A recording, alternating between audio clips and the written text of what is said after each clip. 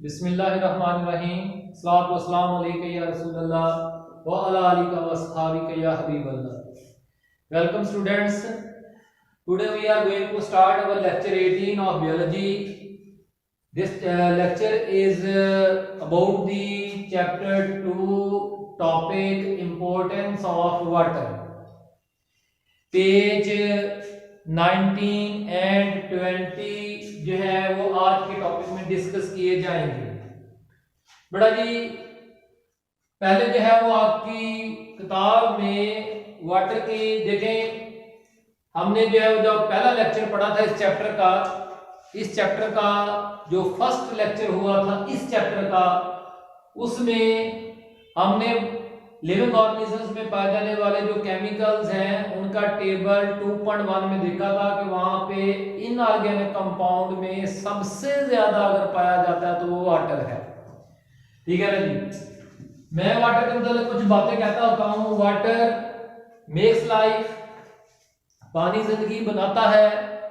Water runs life, पानी जिंदगी को चलाता है।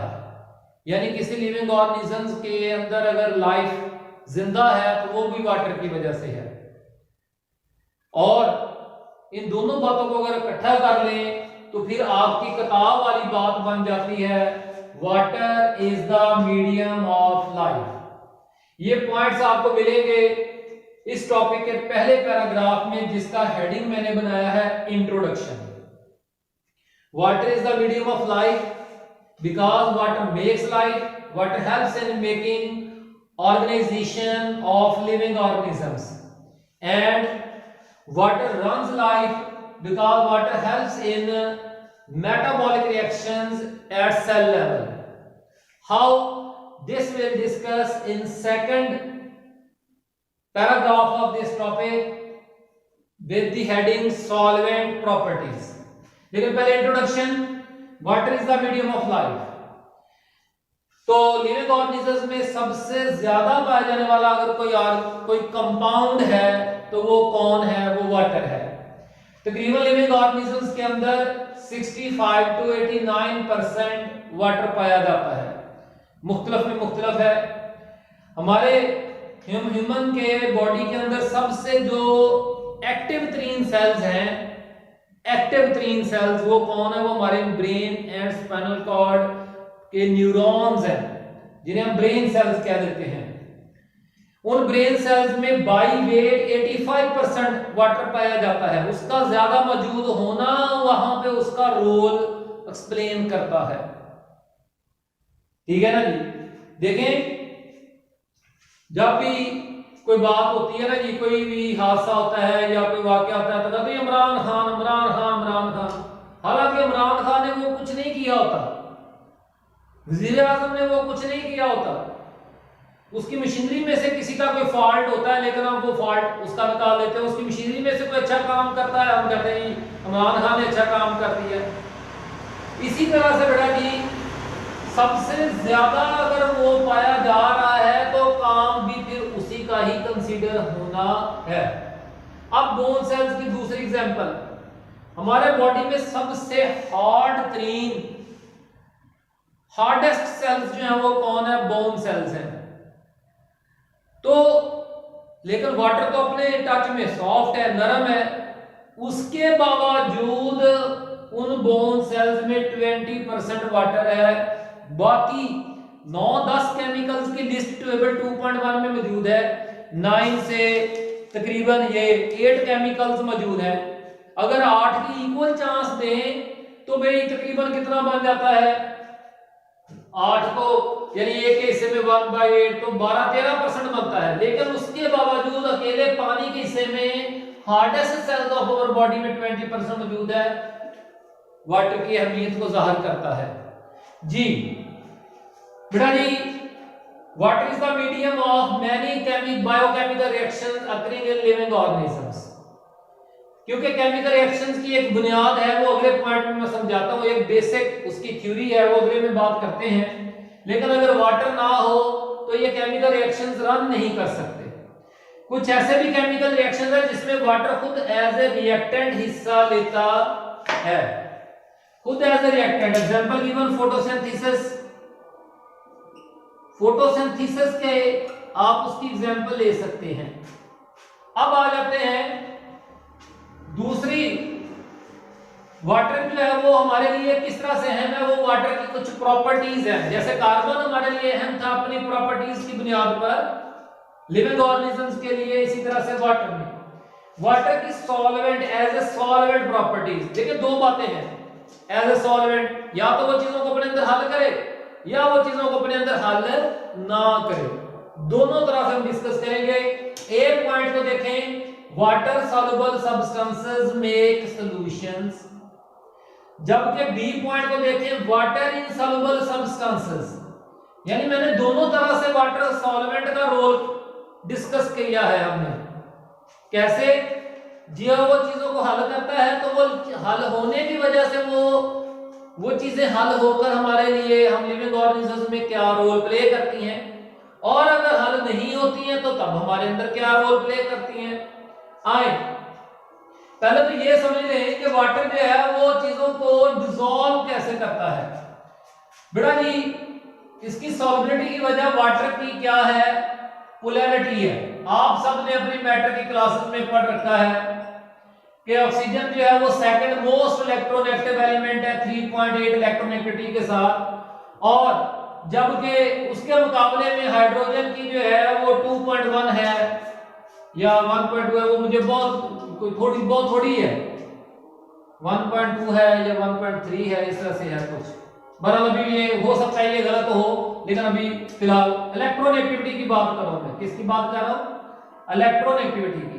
तो जो ज्यादा इलेक्ट्रोनेगेटिव होता है वो पार्शियल नेगेटिव, और जो कम इलेक्ट्रोनेगेटिव होता है वो पार्शियल पॉजिटिव।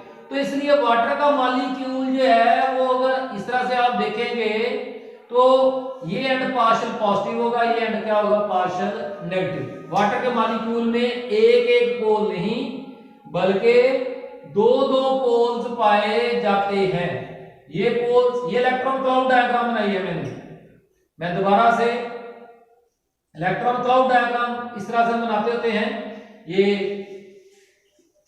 पहले इसका ये कोवेलेंट स्ट्रक्चर आ गया, partial negative, partial positive, partial positive. अब इलेक्ट्रॉन क्लाउड डायग्राम, इधर ज्यादा पार्शियल नेगेटिव, इधर इलेक्ट्रॉन क्लाउड ज्यादा है, इधर इलेक्ट्रॉन क्लाउड कम है। इसी तरह से फिर पार्शियल पॉजिटिव। ये पोलर डाइपोलर है। अपनी पोलैरिटी की वजह से ये चार्ज सब्सटेंसेस को अपनी तरफ अट्रैक्ट कर सकता है और उनको एक दूसरे से सेपरेट कर सकता है।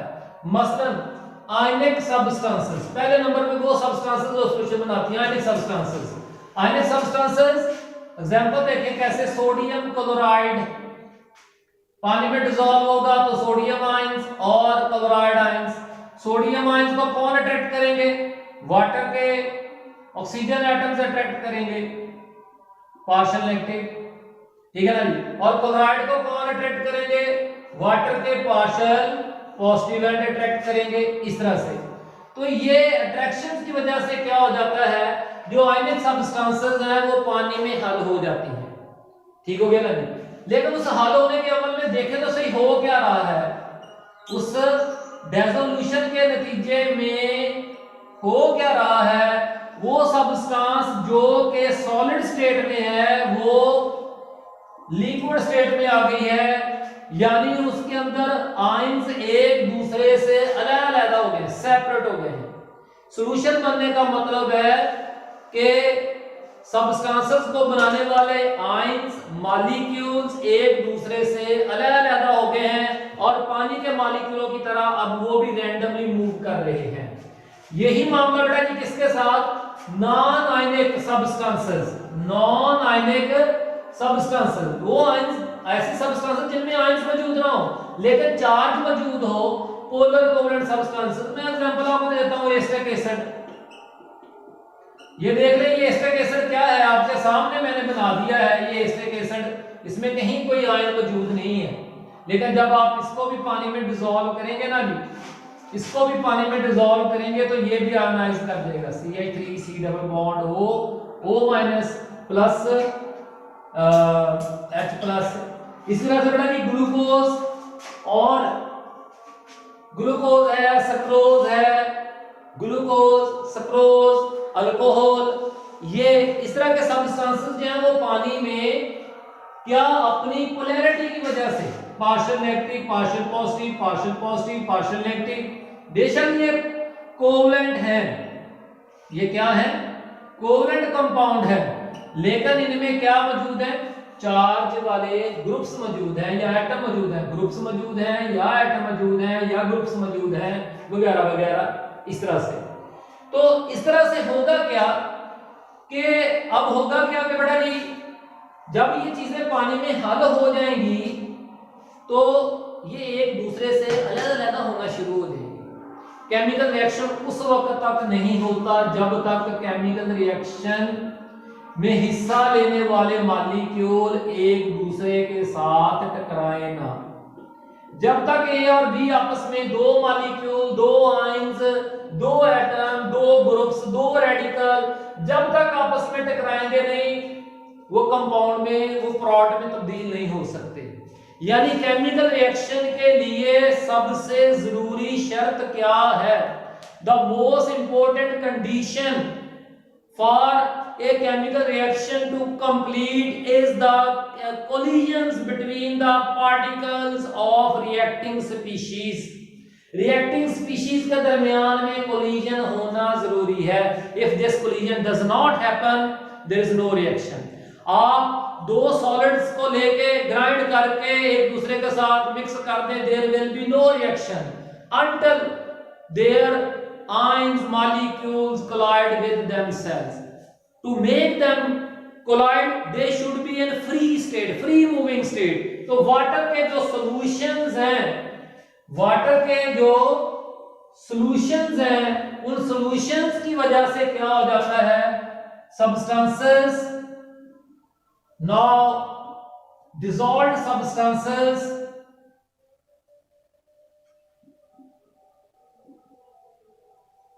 favor to complete the reaction, otherwise it is impossible। यही बड़ा जी इसके फायदे हैं। क्या, नंबर वन, इट वो सब्सटेंसेस जो पानी में डिसॉल्व हो जाती हैं, डिसॉल्व होकर they are now in favourable state to react with each other, favours reaction between dissolved substances. ठीक हो गया जी, इसका पहला बेनिफिट ये है। दूसरा इसका बेनिफिट क्या है, एंजाइम्स। देखिए एंजाइम रिएक्शन कैसे होते हैं, एक सबस्ट्रेट आपने पढ़ रखा है, एंजाइम के साथ मिलता है, ES कॉम्प्लेक्स बनेगा, फिर क्या हो जाएगा, एंजाइम वो सबस्ट्रेट किस में तब्दील हो जाएगा, प्रोडक्ट में तब्दील हो जाएगा, और एंजाइम जो है वो दोबारा से सबस्ट्रेट के साथ बाइंड करने के लिए अवेलेबल है। ऐसे बड़ा बनाया आपने, एंजाइम्स और सबस्ट्रेट, एंजाइम और सबस्ट्रेट का आपस में टकराना जरूरी है। तो टकराने के लिए ऐसा मीडियम होना चाहिए जिसमें वो मूव करें, तो वो वाटर के मॉलिक्यूल बेहतरीन है, ये काम करते रहते हैं। Enzymes need aqueous medium. बेटा जी बी पॉइंट की तरफ चलते हैं, किसकी तरफ, बी पॉइंट की तरफ, कि अगर सब्सटेंसेस पानी में हल नहीं होती तो फिर उसका भी लिविंग ऑर्गेनिजम्स को फायदा है। वाटर अगर कुछ चीजों को अपने अंदर हल नहीं करता, वाटर बेशक एक एक्सीलेंट सॉल्वेंट है, एक्सीलेंट सॉल्वेंट है, यूनिवर्सल सॉल्वेंट है, लेकिन फिर भी उसके बावजूद बहुत सारी चीजों को ये अपने अंदर हल नहीं करता, तो वो भी चीजें फायदेमंद है। नॉन पोलर सब्सटेंसेस पानी में हल नहीं होती, ठीक है ना जी। तो ये नॉन पोलर सब्सटेंसेस पानी में हल नहीं होती, एक। दूसरा मैक्रो मॉलिक्यूल्स, बेशक वो पोलर ही क्यों ना हो, बेशक उनमें पोलैरिटी मौजूद ही क्यों ना हो, लेकिन वो अपने बड़े साइज की वजह से पानी में हल नहीं होते। ये हमने इंपॉर्टेंस ऑफ कार्बन में भी पढ़ा था, ठीक है ना जी। जैसे प्रोटीन्स, लिपिड्स, तो यही तो प्रोटीन्स, लिपिड्स क्या हो सकता है, देखें ये लिपिड्स है, ये लिपिड्स बना दिए मैंने, ये क्या कर रहे हैं, ये प्रोटीन, ये लिपिड्स, इन्होंने मिलकर एक सेल की क्या बना दी है, मेम्ब्रेन बना दी है। ये इलेक्ट्रॉन माइक्रोस्कोप व्यू, ये microscope view, nucleus, endoplasmic reticulum वगैरह वगैरह, माइटोकॉन्ड्रिया, ठीक है ना जी, गोल्गी अपरेटस, ये सारी मेम्ब्रेनस स्ट्रक्चर हैं। ये सेल ऑर्गेनेलीज किसकी बनी हुई है? मैक्रोमोलिक्यूल्स की बनी हुई हैं, और वो मैक्रोमोलिक्यूल्स मेम्ब्रेन्स बनाते हैं, ना सिर्फ सब सेलुलर स्ट्रक्चर्स यानी ऑर्गेनेलीज, बल्कि मेंटेन मेम्ब्रेन्स इन सेल्स, क्योंकि वो पानी में हल नहीं होते। अब बेटा जी देखिए, साइटोप्लाज्म में भी पानी है, 99% पानी होता है साइटोप्लाज्म में, 99%। न्यूक्लियस के अंदर भी पानी है, तकरीबन 90% के करीब पानी न्यूक्लियस में मौजूद होता है। मेम्ब्रेन के अंदर भी पानी, मेम्ब्रेन के बाहर भी पानी, सेल के अंदर भी पानी, सेल के बाहर भी पानी। अगर ये मेम्ब्रेन को बनाने वाला मटेरियल ऐसा हो जो पानी में हल हो जाए तो सेल की स्ट्रक्चर बरकरार रहेगी, ऑर्गेनेलीज की इंटीग्रिटी बरकरार रहेगी, cell compartments, cell organelles, compartments लफ्ज लिखा है आपकी किताब में, कंपार्टमेंट्स मीन भी क्या है? ऑर्गेनेलीज। वो मेंटेन रखने के लिए जरूरी है कि उन कंपार्टमेंट्स को, उन ऑर्गेनेलीज को ऐसा केमिकल्स बनाए जो पानी में हल ना होते हो। तो पानी अगर चीजों को हल करता है तो रिएक्शंस को फेवर करता है, रन्स लाइफ, और अगर नहीं हल करता तो उन केमिकल्स को इस्तेमाल करता है to make the subcellular structures, organelles, compartments, इस तरह से। बेटा जी अगली प्रॉपर्टी जो है वो वाटर की क्या है? अगली प्रॉपर्टी है जी हीट कैपेसिटी ऑफ वाटर या specific heat capacity of water. Heat capacity of water या फिर specific heat capacity of water, ये नजर आ रहा है? ठीक हो गया। डेफिनेशन बेटा जी सबसे पहले इसकी, तो डेफिनेशन में देखें आपकी किताब में इस सेकंड लाइन में लिखा हुआ है द नंबर ऑफ कैलोरीज, मिल गई line? The number of calories required to raise the temperature of 1 gram of water. Number of calories required to raise the temperature of 1 gram of water. ठीक है ना जी? From 15 degree Celsius to 16 degree Celsius is 1. वो calorie कितनी है? 1। पहले पानी का temperature, mess पानी की कितनी होनी चाहिए? 1 ग्राम, और उसका पहला टेम्परेचर क्या होना चाहिए? 15 डिग्री सेल्सियस। 15 से 16 डिग्री सेल्सियस करने के लिए, यानी 1 डिग्री सेल्सियस टेम्परेचर बढ़ाने के लिए जितनी हीट रिक्वायर्ड होती है उसको क्या कहते हैं? उसको क्या कहते हैं? Heat capacity. कैलोरी क्या है बेटा जी? यूनिट ऑफ हीट है, यूनिट ऑफ हीट एनर्जी। ये हीट एनर्जी का यूनिट है, यानी quantity used to measure heat. और अगर आपसे कोई पूछे कि 1 कैलोरी की डेफिनेशन बता दें तो वो भी यही लिखनी है, सेम 1 कैलोरी की डेफिनेशन वही है जो specific heat capacity of water की डेफिनेशन है, दोनों एक जैसी हैं। आए जरा इसका फायदा क्या है? 1 कैलोरी में आप सबको पता है 1 कैलोरी के अंदर 4.18 जूल्स, बड़े ज्यादा मकदार है ये। तो बेटा जी इसका बेनिफिट्स क्या है? नंबर 1 पे वाटर जो है वो बहुत ज्यादा हीट अब्सॉर्ब कर सकता है ड्यू टू हाइड्रोजन बॉन्डिंग, ठीक है ना जी? Absorb much heat and with minimum of a change in its own temperature. Living organisms ज्यादा से ज्यादा हीट अब्सॉर्ब कर सकते हैं वाटर की हीट कैपेसिटी की वजह से, क्योंकि उनके अंदर वाटर पाया जाता है। तो लिविंग ऑर्गेनिजम्स ज्यादा से ज्यादा हीट अब्सॉर्ब कर सकते हैं अपना बॉडी टेम्परेचर चेंज किए बगैर, तो ड्यू टू हाइड्रोजन बॉन्डिंग, क्योंकि वो हीट एनर्जी जो है वो वाटर के मॉलिक्यूलों की हाइड्रोजन बॉन्ड तोड़ने में इस्तेमाल हो जाती है। तो इसलिए वाटर को टेम्परेचर स्टेबलाइजर कहते हैं।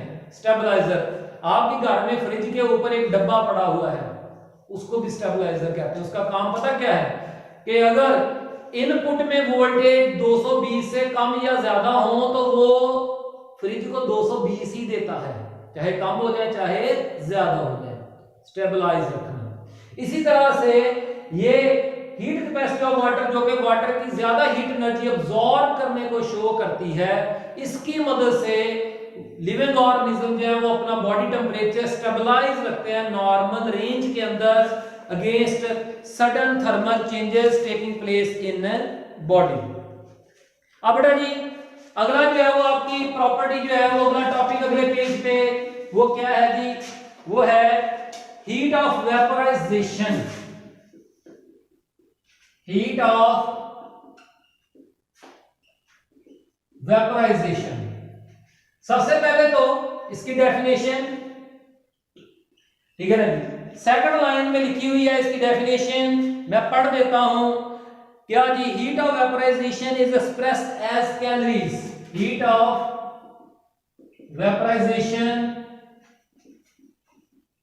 is expressed as calories absorbed per gram vaporized, per gram vaporized। ये बड़ा ये आपकी डेफिनेशन है। अब इसके बेनिफिट्स, नंबर 1 पॉइंट, नंबर 2 फायदे क्या है हीट ऑफ वेपराइजेशन के। पहला तो वही क्या जी, देखिए एक है पानी में पानी ही रहना है, यानी लिक्विड से लिक्विड स्टेट में रहना है, वो हीट कैपेसिटी था, वो क्या था, हीट कैपेसिटी। लेकिन वेपराइजेशन के दौरान हम सबको पता है कि वाटर ने अपनी लिक्विड स्टेट से किसमें चेंज होना है, गैसियस स्टेट में चेंज होना है। तो ये पहले के निस्बत हीट कैपेसिटी के मुकाबले में ज्यादा हीट एनर्जी अब्सॉर्ब होती है। पहला बेनिफिट क्या है, absorbs much heat as changing from liquid to gaseous state। Number 2 पे बढ़ाई, वाटर एक कूलेंट का काम करता है। इट पर वेपराइजेशन के मतलब पहले नंबर 3 पे इसकी जो स्पेसिफिक हीट ऑफ वेपराइजेशन है वो यहां पे आपको बता दें। Specific heat of vaporization water की जो है वो कितनी है क्वांटिटी में, फैक्ट एंड फिगर क्या है, 574 किलो कैलोरीज पर किलोग्राम। 574 किलो कैलोरीज पर किलोग्राम, यानी क्या बन गई, 574 कैलोरीज पर ग्राम, 1 ग्राम पानी के लिए। इसको आप यूं भी समझ सकते हैं वगैरह वगैरह। तो भाई ये बहुत ज्यादा हीट एनर्जी है जो वाटर अब्सॉर्ब करता है जब अपने आप को लिक्विड से गैसियस स्टेट में तब्दील करता है, ठीक है ना जी। तो इसी वेपरेशन के दौरान जो है ये बहुत ज्यादा अहम रोल प्ले करता है। तो नंबर 1 पे रेगुलेशन ऑफ, एक तो हीट अब्सॉर्ब करता है, दूसरा जी regulation of heat production during oxidation. बड़ा इस ऑक्सीडेशन से मुराद सेलुलर रेस्पिरेशन है। मैंने आपकी किताब में ऑक्सीडेशन की जगह पे क्या लफ्ज लिख दिया है, सेलुलर रेस्पिरेशन। किसकी जगह पे, ऑक्सीडेशन की जगह पे। आपकी किताब में ऑक्सीडेशन है, मैंने सेलुलर रेस्पिरेशन। नंबर 3 पे कूलिंग इफेक्ट प्रोवाइड करता है, गर्मियों में प्लांट्स के पत्तों को जलने से बचाता है। कौन, कूलिंग इफेक्ट, वेपरेशन या वेपराइजेशन, ठीक है ना, ये कूलिंग इफेक्ट। तो इन प्लांट्स कैसे पैदा होता है, इन प्लांट्स बाय ट्रांसपिरेशन जो कि वेपराइजेशन ही है, और इन एनिमल्स बाय प्रेस्पिरेशन, प्रेस्पिरेशन के जरिए से। प्रेस्पिरेशन कहते हैं पसीना आने को, स्वेटिंग। तो उससे ठंडक पैदा होती है और बॉडी टेम्परेचर को कंट्रोल करने में। बड़ा जी फिर एक दफा फैक्ट एंड फिगर है क्या जी, कि अगर 1000 ग्राम्स ऑफ वाटर में से 1000 ग्राम्स ऑफ वाटर में से या 1000 ml ऑफ वाटर पहले कर लें, 1000 ml जो कि 1 लीटर के बराबर है, 1 लीटर वाटर में से जो है जस्ट जो है वो 2 ml वाटर जो है वो वेपोरेट हो जाए। इस वेपोरेशन कितने की हो गई, 2 ml की। पीछे कितना बच गया, 998 ml वाटर, तो टेम्परेचर फॉल कितना होगा?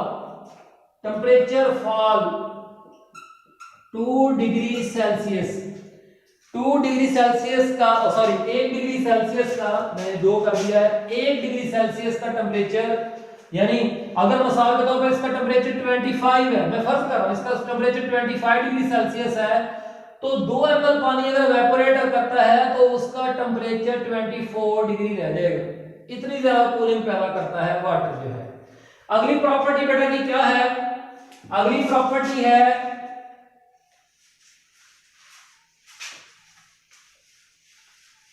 अगली जो प्रॉपर्टी है वो है आयनाइजेशन ऑफ वाटर। तो आयनाइजेशन ऑफ वाटर में वाटर के मॉलिक्यूल जो है वो सेल्फ एक बहुत ज्यादा वीक इलेक्ट्रोलाइट है। आयनाइजेशन, हम इसको सेल्फ आयनाइजेशन ऑफ वाटर भी कह देते होते हैं। पानी खुद को ही आयनाइज कर देता है, लेकिन फिलहाल हम यहाँ पे आपके साथ सीधा सीधा काम रखते हैं हाइड्रोजन आयंस, हाइड्रोक्सिल आयंस। तो ये एक रिवर्सिबल रिएक्शन है और इसकी वजह से क्या रहता है, हाइड्रोजन और हाइड्रोक्सिल आयंस की जो कंसंट्रेशंस हैं वो इक्विलिब्रियम में रहती हैं। पहला बेनिफिट क्या है? Equilibrium of hydrogen ions and hydroxyl ions ये रहता है। कितनी होती है? 10⁻⁷ मोलर कंसंट्रेशन होती है, जो कि बहुत कम है, लेकिन इक्विलिब्रियम। ये हाइड्रोजन आयंस या हाइड्रोक्सिल आयंस जो है वो बॉडी की पीएच को मेंटेन करने में बहुत अहम रोल प्ले करते हैं। और ये हाइड्रोजन और hydroxyl ions take part in reactions, खुद रिएक्शंस में हिस्सा भी ले सकते हैं। तो अगर हाइड्रोजन आयंस की तादाद ज्यादा हो रही है तो हाइड्रोक्सिल भी बढ़ा दिए जाएंगे, तो इक्विलिब्रियम मेंटेन रहेगा। तो इस तरह से जो है हल्की थोड़ी सी भी चेंज जो है वो पीएच में वो हमारी मौत की वजह हो सकती है। बड़ा जी आखिरी बात जो है, आखिरी प्रॉपर्टी क्या जी? Water protections. वाटर जो है वो हमें कई तरह की हिफाजती, वाटर हमारी एक तरह की बॉडी की प्रोटेक्टिव किट है। प्रोटेक्शंस